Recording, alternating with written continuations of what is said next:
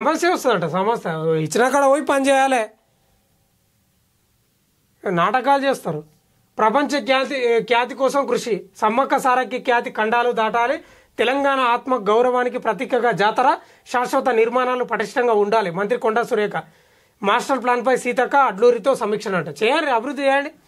10 ఏళ్ల అవినీతిలో పక్కా షేర్. కవిత కేసీఆర్ విడిచిన బాణం. తండ్రి అవినీతిలో కూతురికి భాగస్వామ్యం. పంపకాల్లో వ్యత్యాసంతో విభేదాలు. ఈ వార్తలు చదవబుద్ధి కాదు నాకైతే. గ్లోబల్ ఏఐ హబ్గా తెలంగాణ. జూబ్లీహిల్స్కు గులాబీ సన్నద్ధం. గెలిపే లక్ష్యంగా పావులు. నియోజకవర్గంలోని అన్ని డివిజన్లకు ఇన్ఛార్జీల నియామకం. పోలింగ్ బూతుల వారీగా త్వరలో సమీక్షలు. తెలంగాణ పౌరుల్లో డివిజన్ ఇన్ఛార్జీల భేటీ. కులాల వారీగా పార్టీ సమీక్షలంట. మొత్తం మీద అయితే దృష్టి పెట్టింది ఎవరు, మన బీఆర్ఎస్. బైపోల్లో గెలవాలి, సిట్టింగ్ సీటును కాపాడుకోవాలని దృష్టి పెట్టింది.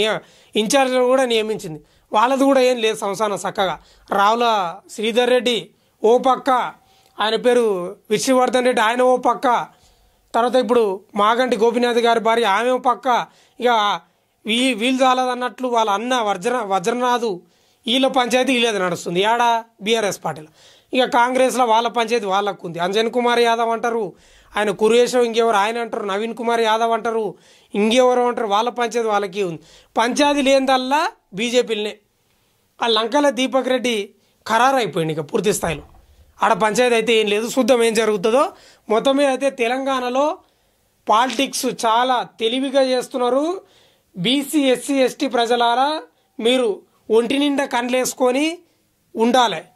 వాళ్ళ మాటలకు మీరు బోల్తవాడి గజం గజం ఎగిరి రక్తాలు చేతులు కోసుకొని రక్తం పొట్టు పెట్టుడు, పాలాభిషేకాలు చేసుడు, బ్యానర్లు కట్టుడు ఇవన్నీ మీరు చేస్తారేమో, కానీ జాగ్రత్తగా గమనించాలి రాజకీయాలు.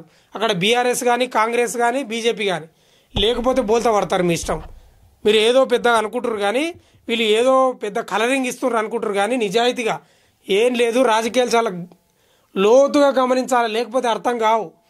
కవిత ఇంత తెలివిగా కేటీఆర్ను కేసీఆర్ను వెనకేసుకొచ్చి వాళ్ళిద్దరిని విమర్శిస్తుందో మీరు అర్థం చేసుకోవాలి.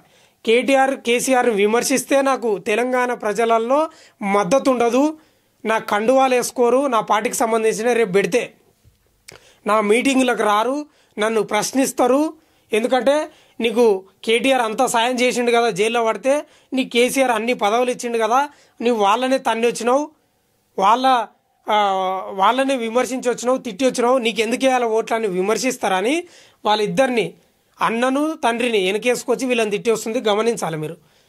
రాజకీయాలు చాలా లోతుగా భూతద్దం పెట్టి చూడాలి.